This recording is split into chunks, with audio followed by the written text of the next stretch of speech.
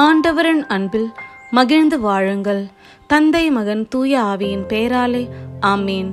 உங்கள் இதயத்தில் எடுத்து தியானிக்க உங்களுக்கான இன்றைய வசனம் நீதிமொழிகள் அதிகாரம் 18 இறைவசனம் 1. பிறரோடு ஒத்து வாழாதவர் தன்னலத்தை நாடுகின்றார். பிறர் கூறும் தக்க அறிவுரையும் அவருக்கு எரிச்சல் உண்டாக்கும். ஜெபம்.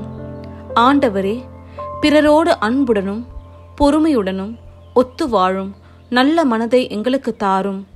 எங்கள் சுயநலத்தையும் பிடிவாதத்தையும் நீக்கி பிறர் கூறும் நல்ல அறிவுரைகளை தாழ்மையுடன் ஏற்றுக்கொள்ளும் ஞானத்தை அருளும். எங்கள் வார்த்தைகளிலும் செயல்களிலும் அன்பும் சமாதானமும் நிறைந்து பிறருக்கு ஆசீர்வாதமாக வாழ உதவும். ஆமேன்.